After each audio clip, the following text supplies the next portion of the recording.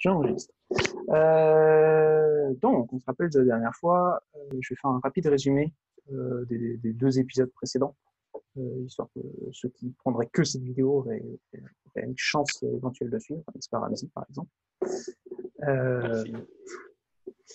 L'idée de qu'est-ce qu'on fait comme app, on fait une petite extension de navigateur qui donne une liste de choses à faire.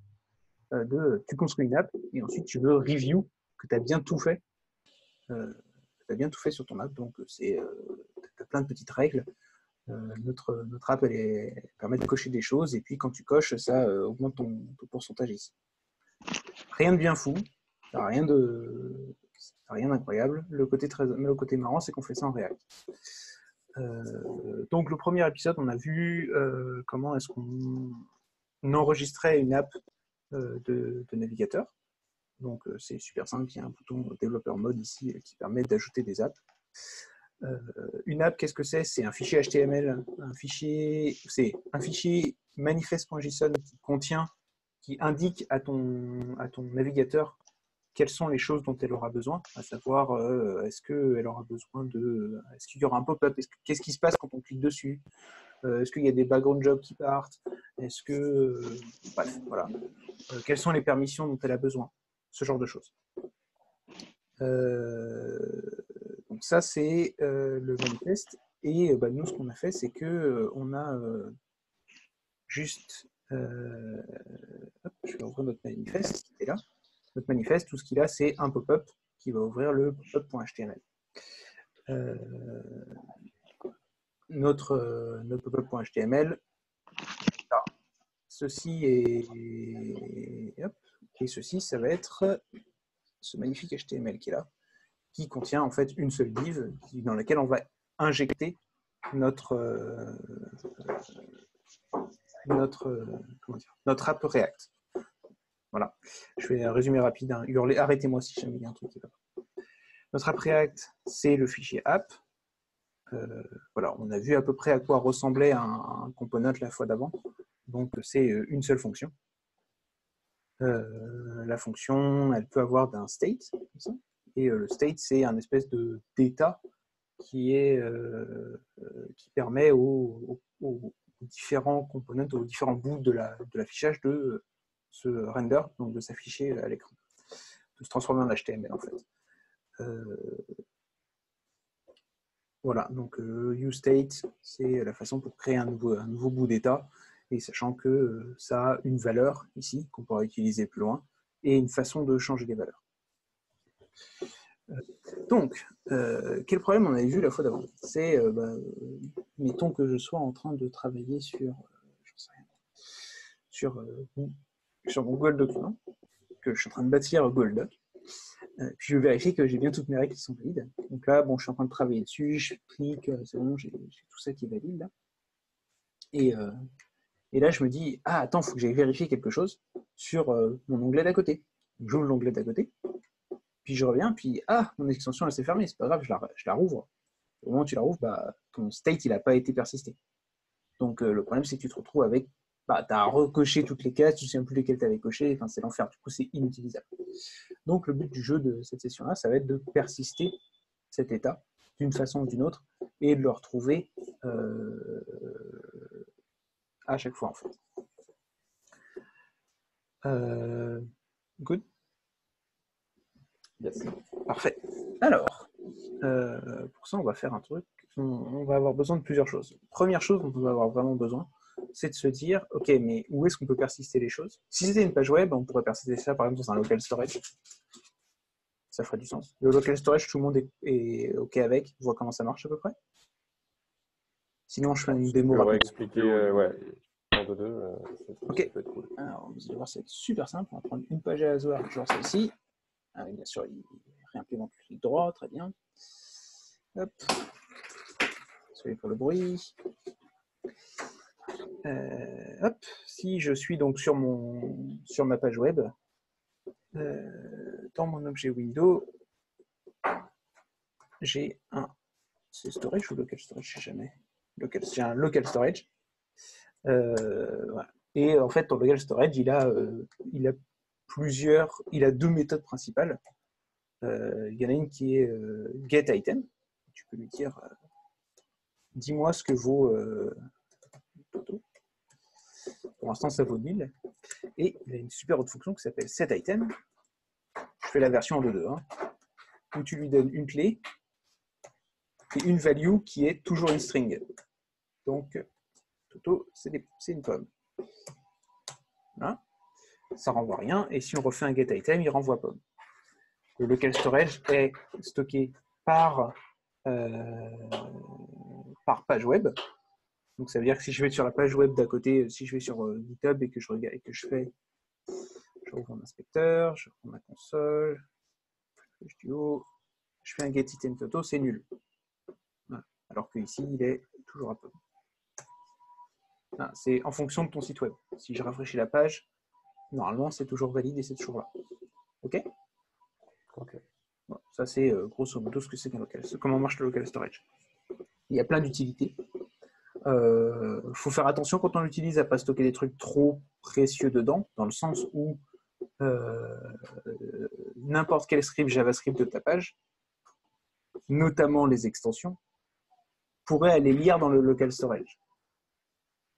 Et bah, s'ils lisent dans le local storage, si tu as genre stocké des clés ou ce genre de choses, ou des passwords, tu peux te faire voler de cette façon. Donc c'est faux. À quel degré de persistance local storage tu fermes, tu rouvres ton navigateur. Normalement, tu fermes, tu rouvres ton navigateur, c'est toujours là. Donc on va tester.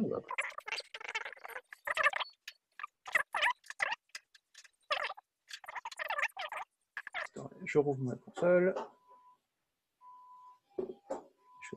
Je disais. Et il est toujours là. Okay. Voilà. Donc à moins que tu vides ton local storage, en théorie, ça reste vivant. Okay. Voilà. C'est assez pratique pour plein d'utilités en fait. Mais ouais, comme je dis, c'est pas complètement sécure non plus, il faut faire attention.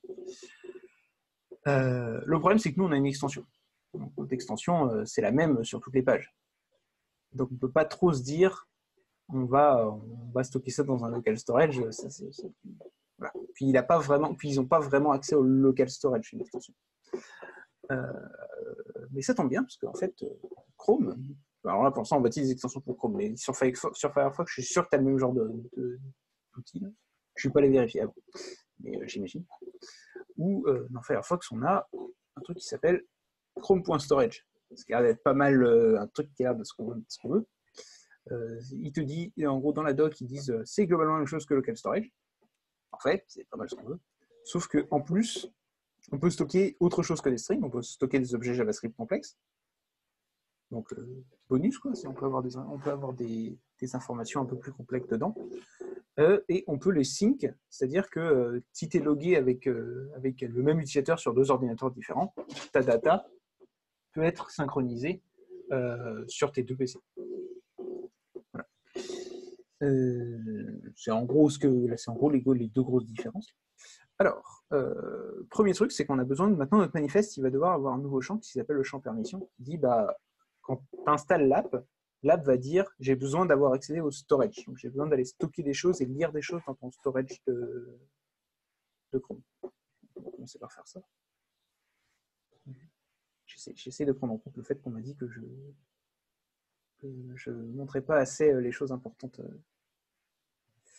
les choses que je faisais. Hop, donc, où est-ce que j'ai versé dans la doc? Hop. Donc là, hop, on a rajouté un storage. Normalement, lui, il a dû le régénérer. On vérifie. Voilà, notre nouveau manifeste. Très bien. Donc, notre app a le droit d'accéder au storage. Okay. Comment est-ce qu'on l'utilise? En fait, on va appeler un espèce d'objet magique qui s'appelle Chrome et sur lequel on va faire un point storage, point sync, point set ou point get en fonction de ce qu'on veut. La différence de local storage aussi, c'est qu'on peut set plusieurs choses en même temps et on peut get plusieurs values en même temps. En vrai, nous, on va en avoir globalement une de value qui va être la liste des choses qui ont déjà été cochées. Et quand on va set, c'est à chaque fois qu'on quelqu'un va cocher quelque part, on va set une nouvelle value qui a été cochée. Est-ce que c'est clair jusque-là? Ce qu'on va faire, ce que j'essaye de faire. Le problème, c'est avec nos données, pour l'instant, va pouvoir envoyer un truc un peu plus solide, un peu plus complexe. Là, pour l'instant, nos data, c'est juste une liste de strings.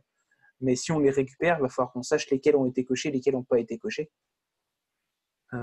Donc, le mieux, ce serait d'avoir au moins un ID pour chacune de nos données. Disant, comme ça, on va pouvoir envoyer, par exemple, je ne sais pas, la liste des ID qui ont été cochés.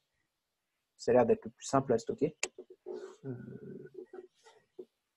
Donc, on va faire ça. Ça va être... Hop. Ah, et comme on a dit, on va mettre des nombres dans l'ordre. Ah, bon, normalement, on a tout pété du coup. Hop. Et pourquoi on a tout pété? C'est parce que pour l'instant, quand on affiche des règles, on affiche tout ça, mais là du coup c'est un objet, donc ça ne ressemble plus à rien. Donc on ne veut plus juste afficher, c'est plus un texte en fait. Non, c'est une règle. Et est-ce qu'on lui a mis un nom? Attends, il a mis pas de nom. Je suis un boulet. Ok, ça va être room.text. Et on va ajouter un petit texte 2 points partout.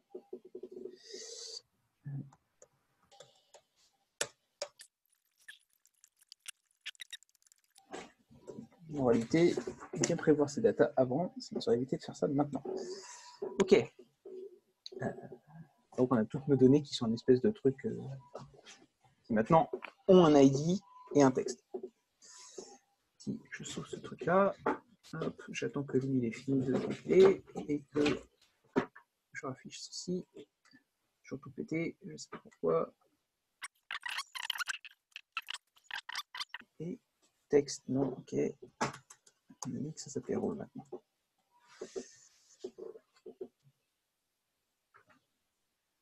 Allez, parfait. Donc là, ça fait comme avant. Très bien. On a beaucoup progressé. L'avantage, c'est que déjà, le i, on va pouvoir le changer. On va pouvoir dire que maintenant, c'est... Vous vous souvenez de ça, du key?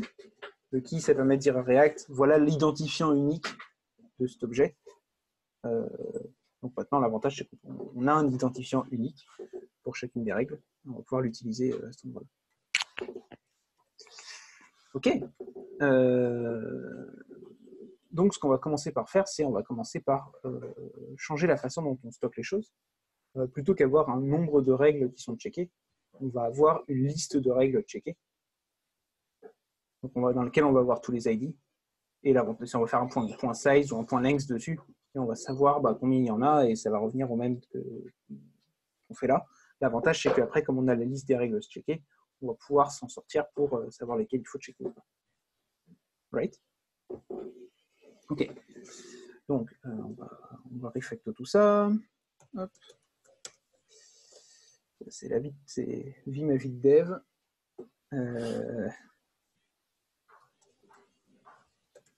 Le refacto infini où tu casses et tu refais ce que tu avais déjà fait.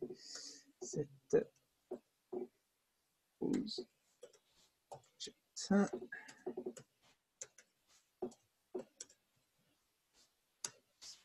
Ah. State. On commence avec un tableau libre du coup. Parce qu'au début, il n'y a pas de règle cochée.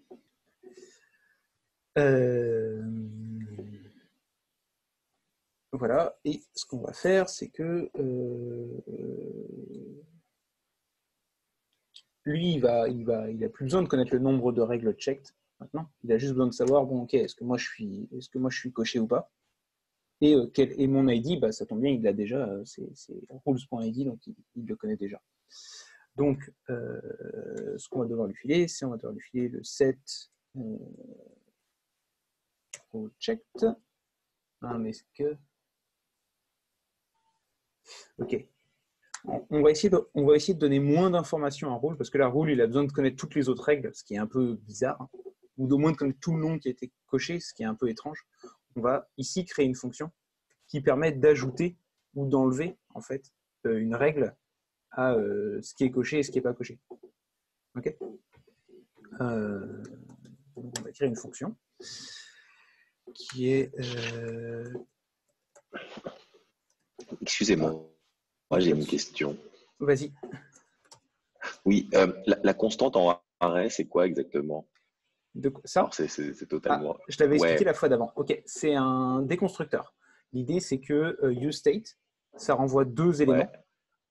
D'accord. Et en fait, plutôt que le stocker dans un objet et faire const rule_checked égale array.first et const set rule_checked égale array.last, bah, du coup, ça, tout de suite, tu le stockes dans les bons bouts, dans deux variables. D'accord, donc en fait, ça c'est .first, ça c'est array. D'accord, dans useState, en fait, c'est un array avec deux éléments. C'est ça. Et le premier, c'est le... Ok, super compris. Exactement. Merci. Voilà. Donc là, on fait une fonction qui prend un rule ID. Et en fait, ce qu'elle va faire, c'est qu'elle va set rule checked. Et alors là, ok, on a deux cas. On a le cas est-ce que à l'intérieur de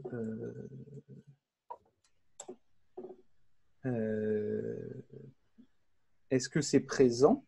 Auquel cas, si c'est dedans,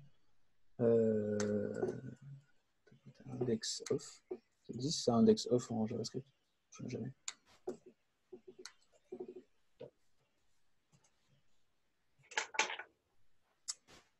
La meilleure doc de la Terre, NBN.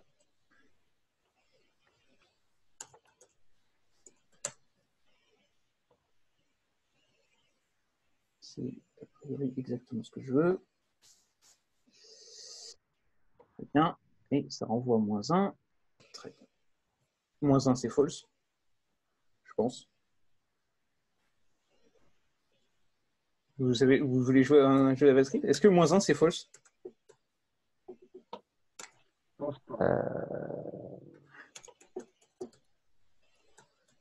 Je joue jamais à des jeux JavaScript, c'est religieux. Moi, je dirais comme ça aussi.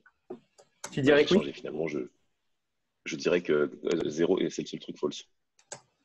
Alors, -1, c'est false. Voilà. Non, -1, c'est true, pardon, autant pour moi. Non, -1, c'est true. Ok, donc il avait... C'est toi, Tim, qui a dit pour le 0 bah... 0 doit être false, je pense. 0, c'est false. -1, c'est true. Bon, bah du coup, index off, c'est parfait, parce que ça renvoie -1 si c'est pas présent. C'est pas parfait, ça. Okay. Est-ce qu'il y a une meilleure fonction dans tout ça? Est-ce qu'il y a genre un include? Include? Est-ce que c'est ce que je veux? Oui, parfait.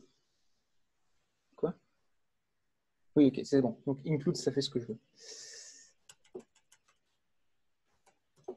Donc, ok. Si c'est déjà coché, alors je le décoche. Sinon, je le coche. Donc là, ça va me permettre d'introduire une notion une nouvelle façon d'écrire des choses en JavaScript. Est-ce que vous connaissez ça? Les trois petits points. Est-ce que ça vous parle en JavaScript ou pas du tout?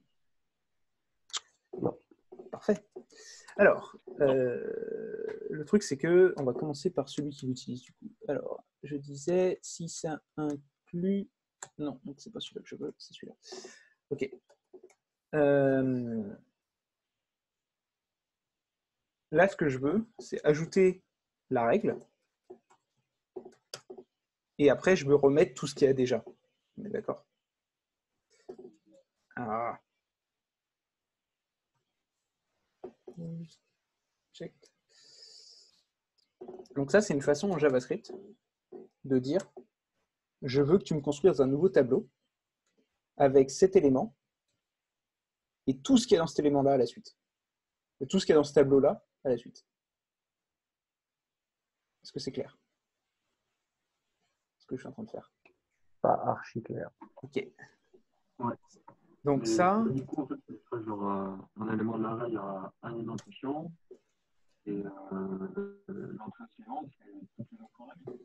Alors, je t'entends super mal, Tim. Tu me le refais?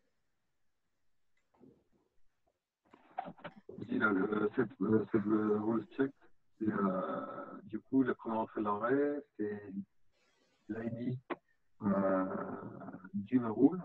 Mais ensuite, tu fais suivre par toutes les autres rules. Ouais, qui sont déjà checked en fait. Comme je veux juste ajouter une nouvelle règle parce que je sais qu'elle n'est pas déjà présente, donc ça veut dire que je l'ajoute. Voilà, donc en fait, ce que ça fait, c'est que là, on veut ajouter la règle, donc on set un nouvel array. Tu ne peux pas changer l'objet. Hein. On se rappelle des states en React, on n'a pas le droit de changer l'objet directement. Il faut toujours appeler le set du truc. Donc on va setter avec un nouvel array qui contient la nouvelle règle qu'on veut ajouter et toutes celles qui sont déjà là. En fait, ça permet juste de faire un push au début sans modifier l'objet, en fait. Parce que là, on ne modifie pas le rule checked. C'est ça le grand jeu. Tu recrées un nouvel objet comme si tu faisais un shift. Ouais. Exactement. Et là, ce qu'on veut, c'est l'enlever. Donc, on va pouvoir faire rules checked.filter. Filter, si vous savez comme c'est pas en JavaScript, le truc, c'est que tu peux c'est comme select en Ruby. En gros, l'idée, c'est que ça va dire, pour chaque élément, appelle cette fonction. Si ça renvoie true, tu le gardes. Si ça renvoie false, tu l'enlèves.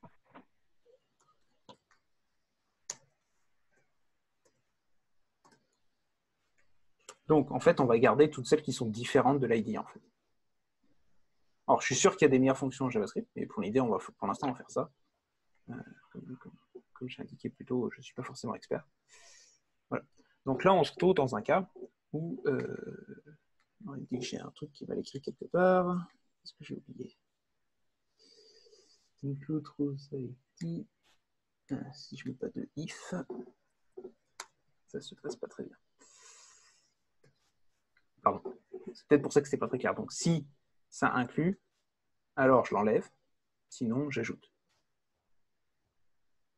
Okay. Donc là, on a une nouvelle fonction qui s'appelle toggle rule, qui va permettre à lui de juste dire j'ajoute ma règle, je débrouille-toi. Donc lui, hop, on va lui passer un toggle rule, hop, et il va passer. On lui passe la fonction. Et en fait, est-ce qu'il a besoin d'autre chose? On va lui filer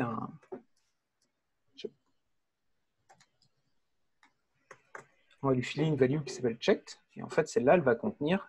En fait, ça va être. Est-ce que. Attends. Ça va se passer ça. Check. Include. Includes. Et là, on va faire.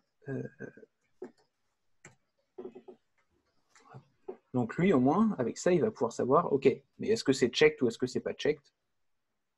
De façon assez simple, en fait. Lui, il va savoir, OK, est-ce que je suis en mode coché ou pas coché? Est-ce que c'est clair jusque-là? Ce que j'essaie de faire, en tout cas, c'est pas forcément trivial. Là. Vous pouvez me hurler dessus si ça l'est pas, en tout cas. Ouais, c'est cool. OK. Donc, là, on est là. Normalement, j'ai rien dû casser en faisant ça. Je vais voir ma rules, et elle, vous vous souvenez, on avait juste mis là ça. Mais du coup, on va pouvoir ajouter des choses.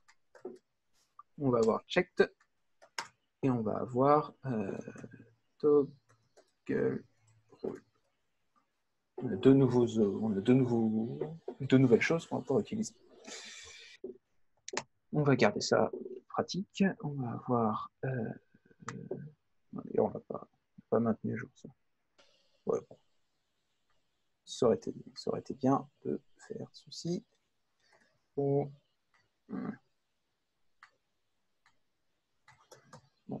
Pour des raisons de praticité, pour l'instant, ça va être any, parce que j'ai pas envie de regarder comment marchent les PropTech pour redéfinir un objet. Je me souviens jamais. Je crois que c'est shape of. Il faut lui redonner bref, on va le faire maintenant. C'est pas forcément très utile pour l'instant puisqu'on va potentiellement l'enlever assez vite. Checked qui est un boolean. Hop. Hop, types, point bool, point. Il va en avoir besoin du coup. Et c'est quoi l'autre nom? On dit toggle. Toggle all, lui est une fonction. Types, point. Vous vous souvenez de ça des prop types? On en a un petit peu parlé la dernière fois. On a tout petit peu parlé. Ce que ça fait, c'est que tu décris à React à quoi va ressembler les choses qui vont être injectées dans le component pour qu'il puisse savoir et pour qu'il puisse faire des checks de OK, est-ce que c'est bien les bonnes choses? L'avantage pour nous aussi, ça va être que l'autocomplétion, il va savoir quel genre d'objet c'est et il va pouvoir nous dire ah oui, mais il y a bien telle fonction qui est disponible sur tel genre d'objet. C'est aussi pour des questions de facilité. OK, donc là, ce qu'on va devoir changer, c'est donc déjà, quand on clique, on veut toggle la role. On est d'accord sur ce point-là, normalement. Ça devrait faire le taf. C'est comme ça que ça marche, hein, de mémoire. Qu'on avait dit, si on lui file un ID, si c'est présent, ça l'enlève, si c'est pas présent, ça le... Et on lui file un truc checked, qui est un booléen.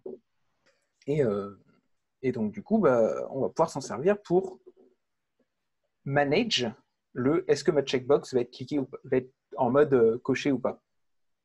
Okay. Donc, React a deux types de formats en fait pour les formulaires. Il a le formulaire qui sont normaux en fait, qui fonctionnent comme des éléments HTML, et les formulaires qui sont managed. Quand ils sont managed, ça veut dire que leur value en fait est gérée directement par React. Okay. Là, en l'occurrence, ça va être le cas, puisqu'en fait, par un state. Et là, en fait, ça va être géré par une props, par un state ou par une props. La valeur de checked va être ce qui va être la valeur de vérité de est-ce que mon truc est coché ou pas coché.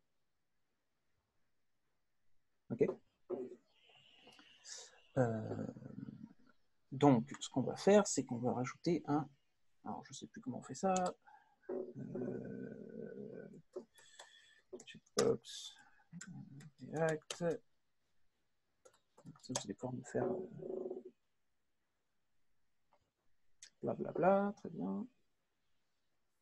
Vous allez pouvoir voir que, quel que soit ton niveau de praticité des choses, tu sais, tu finis par aller chercher les choses sur Stack Overflow. Mon Dieu, ce code. Quoi? Value.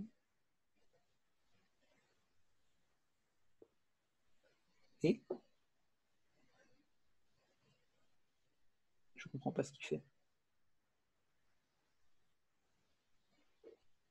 Ok, c'est clairement pas ça que je voulais, c'est beaucoup trop compliqué. Très bien. Très bien.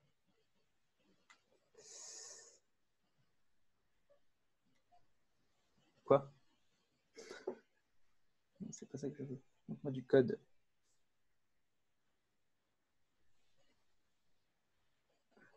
C'est aussi compliqué.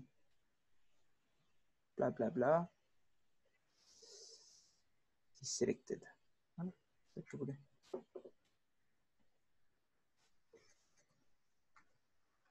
Hop.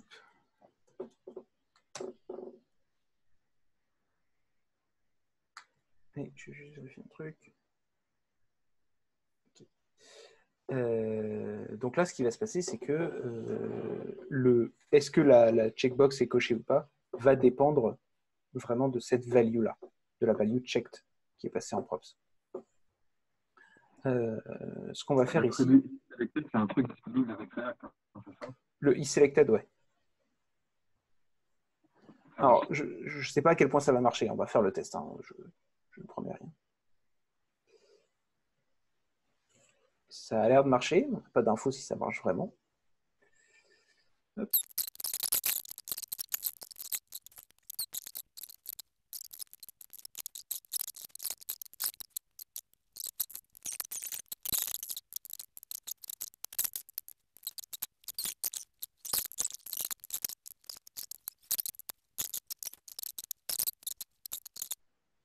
Et ça a l'air de faire quelque chose au moins.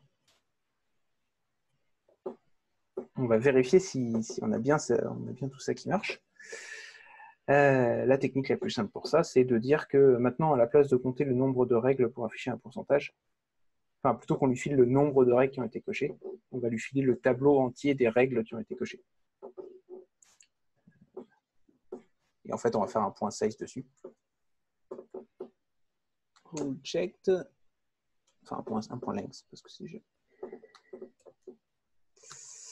Zoom.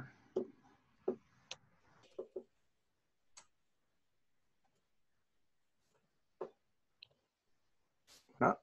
Donc, ça, et où est-ce qu'il est appelé percent? Ici. Et ça, c'est, on dit que ça s'appelait rules checked. Voilà, donc là, on va demander le pourcentage en fonction d'un array. Et on va voir si, est-ce que oui et non, non, l'array est bien mis à jour. Non, parce que non. Comment?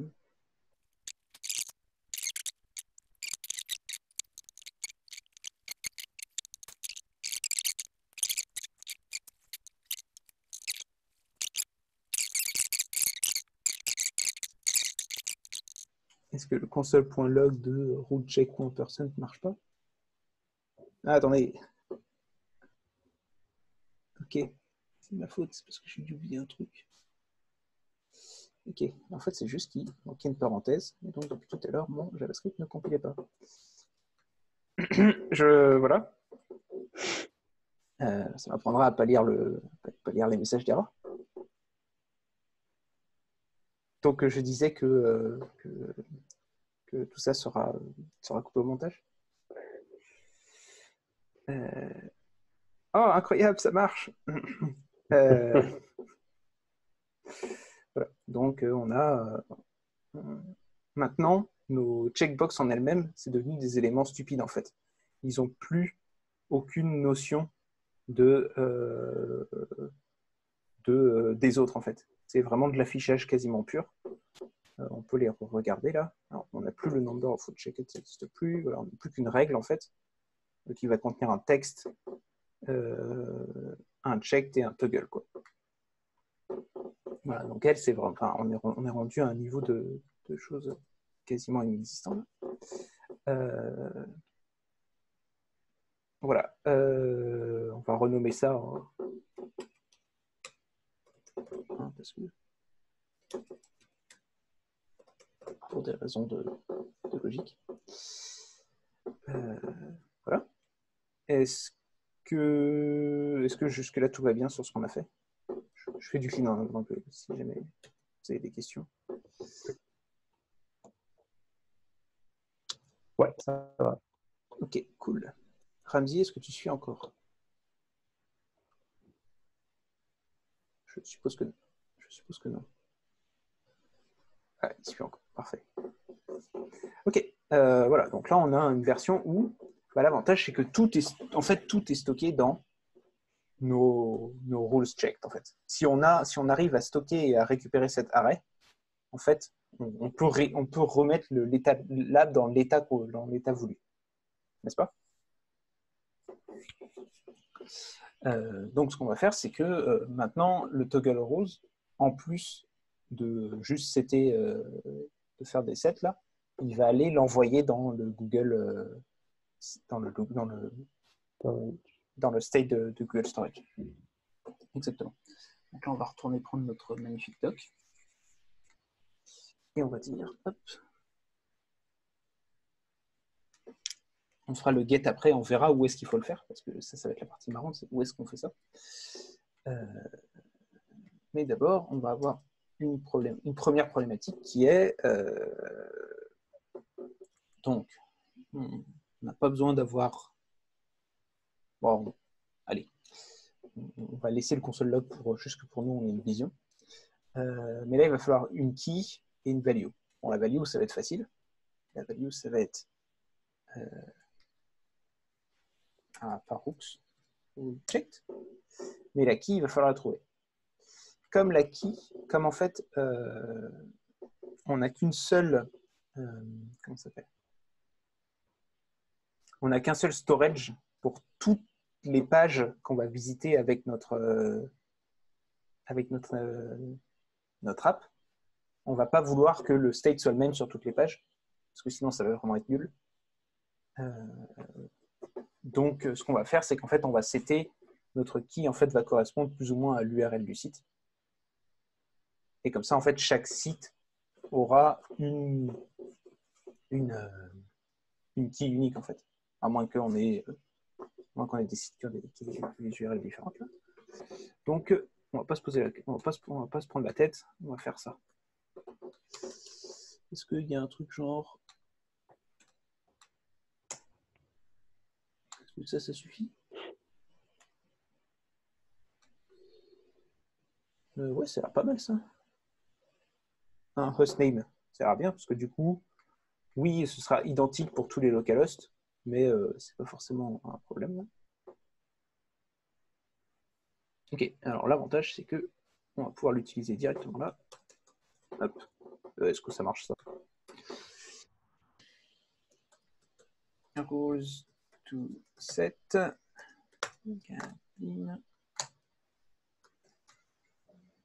il y a sûrement une manière un peu magique en JavaScript de le faire, mais je ne la connais pas.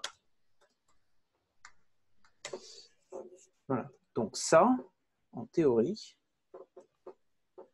c'est censé setter le local storage à chaque fois. Hein. Ça, on va pouvoir le prendre, on va pouvoir le décaler à l'intérieur de ton toggle rule, ce qui fait que du coup, à chaque fois qu'une rule va être toggle, on va renvoyer des choses dans le local storage.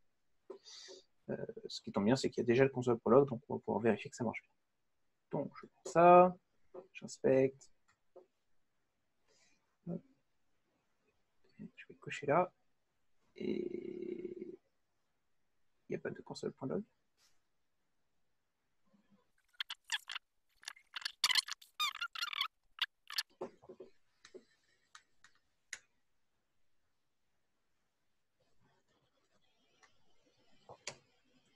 Donc, je disais, maintenant qu'il n'est plus en train de me crier dessus, on va rouvre ça. Quand je clique, il me dit non.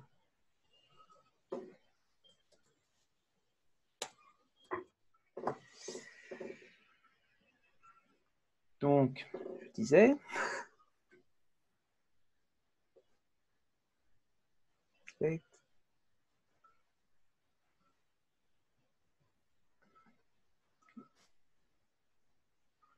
Canary property sync often defined.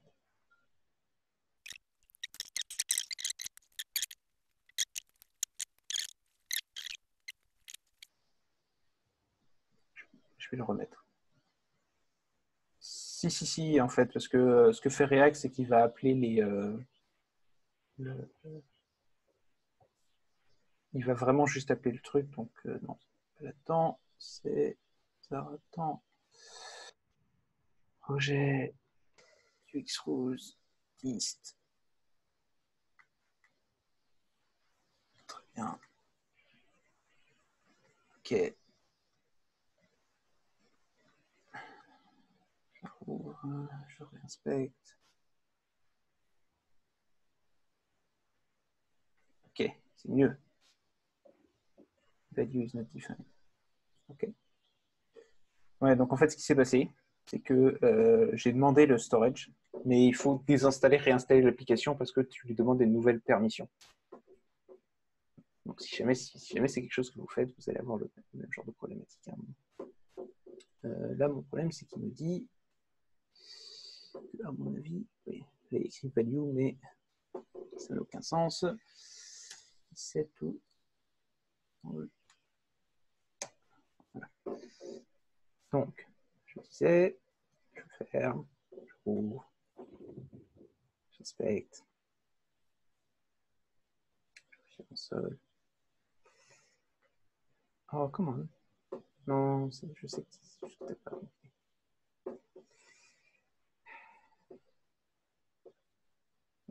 Au cas où, si vous le faisiez dans... Ouais, ok. Mais on voit qu'il le set. C'est nul parce que c'est un objet, mais dans l'idée, il a seté le truc. Ok, donc là, on sait que notre storage, il est plus ou moins à jour. Maintenant, il va falloir le récupérer. Le truc, c'est que on pourrait se dire, bah là, on le récupère genre ici. Le problème de récupérer ici, c'est qu'on va avoir un gros souci qui va être de... c'est long. Éventuellement, faire l'appel pour que Chrome te récupère ton objet, ça prend 3 secondes. C'est-à-dire que ton utilisateur, il clique sur son bouton, là, sur son bouton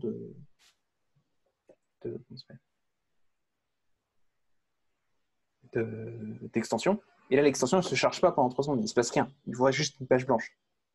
Donc pour lui, c'est l'horreur. Il est en mode, bah, qu'est-ce qui se passe? Pourquoi? Donc en fait, ce qu'on va faire, c'est qu'on va utiliser un autre objet de React qui s'appelle useEffect. L'idée de useEffect, c'est dit une fois que mon component est chargé, fais ça. Voilà. Et puis quand ce sera fini, éventuellement, fais des choses.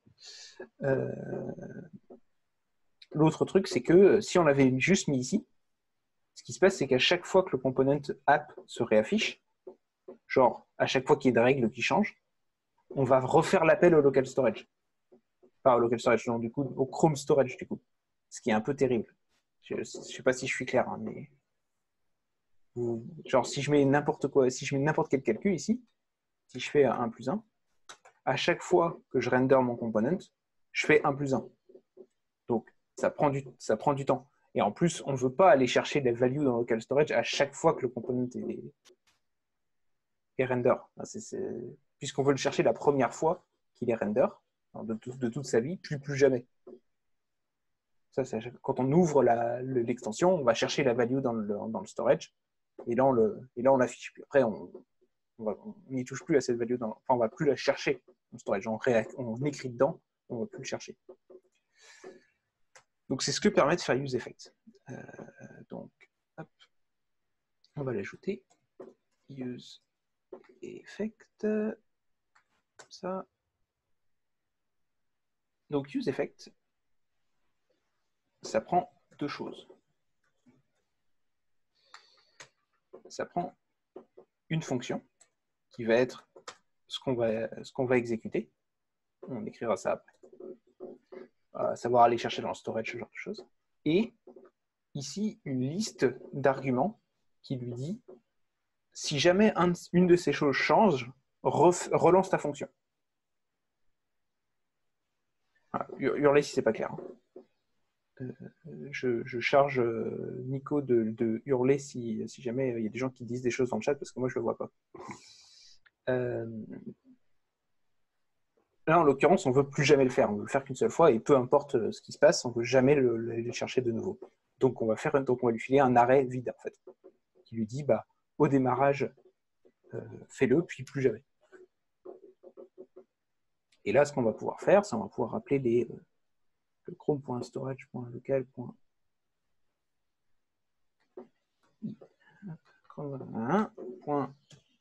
Boom. Là, on veut... c'était quoi? C'est quoi la syntaxe exacte de ce truc?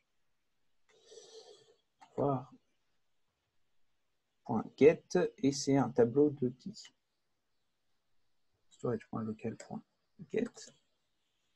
Et c'est un tableau de keys. Donc, notre key, c'est window. Location.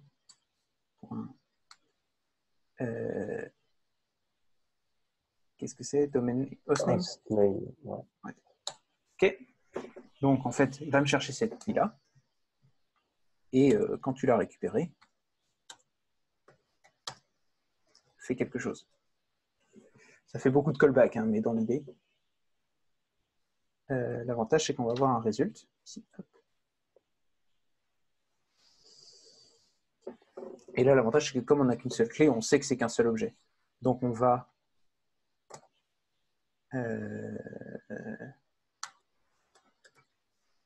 on sait qu'on a un seul élément dans notre tableau de résultats. C'est comme ça que ça marche. Hein. Ah non, point key. Ok. Autant pour moi. Donc, il faut qu'on stocke cette clé quelque part.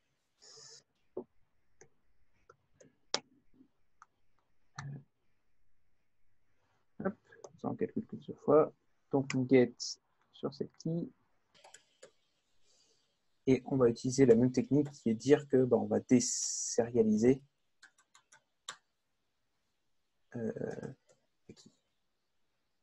jusqu'à ça va.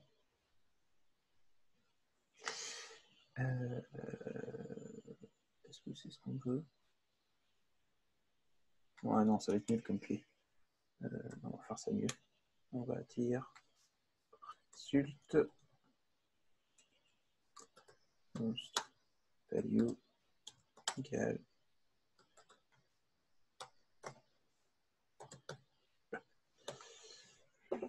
là on a la value et on va du coup pouvoir faire un set rule check comme ça. Set rule checked avec la value.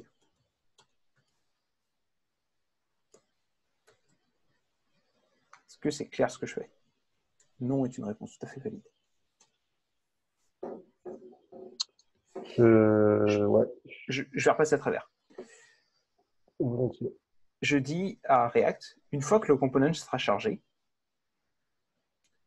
commence par choper la clé de où est-ce que tu es, appelle le storage, récupère la valeur de cette key. Une fois que la key, tu l'as récupérée, appelle cette fonction. Et lance cette fonction avec le résultat de ce que tu as récupéré. Récupère la value de ton résultat, donc avec la key. Et ensuite, tu vas setter les rules avec ce qu'il y avait dans le local storage. OK. Voilà. Le seul truc qu'on va faire, c'est éventuellement le local storage, il est vide, parce que c'est la première fois qu'on lance l'app. Donc, on va lui dire, si c'est rien, mais un tableau vide. C'est une petite sécurité et bonus. Parce que je sens le bug arriver. Voilà. Donc, on va pouvoir faire le test, voir si ça marche bien. Là, je suis dans un endroit magique. Je vais cocher des choses. Donc là, normalement, mon storage est mis à jour. Je le ferme, je le rouvre, et les choses sont recochées. On remarquera qu'il y en a une qui n'a pas été cochée, c'est je pense qu'elle n'a pas eu le temps d'être écrite par tout ça. Et si je prends plus de temps, ok, donc la dernière n'est pas écrite, c'est intéressant. Ouais. Je fais un peu troller, mais ok, je sais pourquoi. Parce que là, ce qu'on set ici, c'est pas la nouvelle version en fait des rule checks, c'est les précédentes en fait. Vous voyez qu'on n'a pas le. Vous voyez ce que je veux dire ou pas? Ouais, mais je ne le vois pas dans le code, mais je comprends en effet. Là, en fait, c'est. Hop. On va setter rules to set à rien. Attendez, qu'est-ce que je dis? On va setter. Non, je fais n'importe quoi. Hop, on va créer une nouvelle variable qui s'appelait new rules. Qui est donc un tableau vide. Non, qui commence avec rules. Il va être rien du tout. Et ça, ce que ça va faire, en fait, au lieu de faire directement l'appel à set rules checked, ça va setter les new rules, en fait. Égal ça.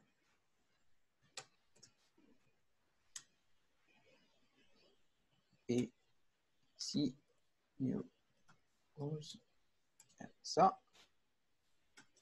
Et ce qu'on va faire ici, c'est on va faire set checked rules.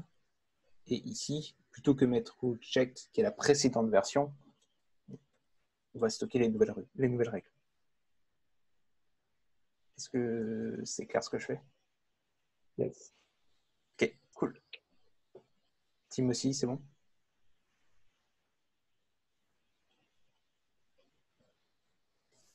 Pas de réponse, on va dire que c'est bon. Il a dit à peu près. Ouais, donc l'idée, c'est je le stocke dans une variable à part parce que j'ai besoin, quand je l'envoie dans mon local storage de Chrome, d'avoir les nouvelles rules et pas les anciennes parce qu'avant je mettais ça. Mais genre si j'avais rajouté une nouvelle règle, bah, il ne le mettait pas dedans.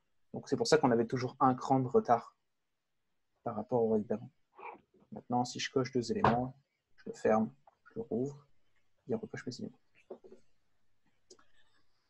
Voilà, donc là on a pas mal géré ce qu'on devait faire, ce que j'avais promis. Donc ce qu'il y a à retenir dans tout ça, c'est la notion de le plus important, hein, c'est pas vraiment utiliser le storage, comment ça marche, tout ça. La problématique va être de où est-ce qu'il est? Oui. Le use effect, c'est ça le plus important dans tout ce qu'on a vu, c'est vraiment cette notion-là de dire à React, une fois que tu t'es lancé, fais ça. Voilà. Et set des nouvelles rules, fais ce genre de truc, et refais-le jamais. Parce que sinon, si tu le refais à chaque fois que quelque chose change dans ton interface, c'est terrible. Ça ne va juste pas marcher, quoi. Enfin, là, ça va changer parce le seul truc qu'on a, c'est qu'on peut cocher. Donc oui, parce qu'on va cocher, donc du coup, on va le stocker dans le storage, mais du coup, comme quelque chose va avoir changé, on va aller chercher dans le storage. Du coup, on va le réafficher. Et ça va marcher, mais ça va juste être une espèce de boucle. Enfin, bref. On va faire beaucoup d'appels pour pas grand-chose, puisqu'en fait, on le veut juste au début et plus jamais. Mais il y a des cas où éventuellement, tu pourrais dire que là, tu as un de tes states, mais pas tous. Tu peux avoir plein de cas possibles. Il faut savoir que useEffect a une dernière chose à savoir. Éventuellement, il peut prendre une fonction, il peut retourner une fonction, et s'il retourne une fonction, elle sera React la stocke de côté. Okay, il la stocke pour plus tard, et au moment où le component disparaît de l'affichage de l'utilisateur, il appelle cette fonction. Est-ce que c'est clair? D'accord. Ouais. Voilà. Ça permet qu'éventuellement, je ne sais pas, tu lui dis fais un set timeout, et dans 800 secondes, éteins le navigateur ou ferme la fenêtre. Bon, bah, au moment où le component disparaît, genre tu as un component avec je fais des trucs idiots, hein. Tu as un énorme component avec une bombe, voilà, qui met un set timeout pour dans 30 secondes, et dans 30 secondes, il ferme ta fenêtre. Bon, si jamais ta bombe disparaît de ton écran parce que tu es en train de faire un jeu, là, bah, dans ce cas-là, tu peux lui dire enlève le set timeout à ce moment-là. Voilà, parce que ton component a disparu, donc tu appelles la fonction que tu avais renvoyée dans ton useEffect. Voilà. En général, dans les useEffect, les choses qui s'y trouvent, c'est tout ce qui va chercher de la donnée. Donc, exactement ce qu'on fait ici. Et les set timeout. Voilà. Ou le set interval, ou ce genre de trucs-là. C'est des choses qui ont tendance à se retrouver dans ce genre de cas. Voilà. Comme aller chercher de la donnée, c'est quelque chose que les apps font souvent parce que sinon elles ne servent pas à grand-chose. Bah, tu as pas mal de useEffect qui sont utilisés. Voilà. Est-ce que c'est clair? J'avais dit que je ferais ESLint, mais ça fait déjà 1h30, donc je pense qu'on ne va pas faire ESLint aujourd'hui. Je vais vous laisser tranquille. Le seul truc qu'on fera pour la prochaine fois, parce qu'en fait, je pense que si je vais sur une autre page, mettons celle-ci, et que je clique, c'est aussi coché. En fait, ce qui se passe, c'est que windows.location.hostname, ça correspond au hostname de l'extension, de la Chrome extension, mais pas du tout au hostname du tab courant. Donc, prochaine fois, on va aller lire dans quel est le tab courant qui est ouvert et aller regarder l'API de Google autour de ça. Et faire du S-Link, du coup, parce qu'on n'a pas eu le temps de faire ça. Voilà. Est-ce que vous avez des questions? Nope.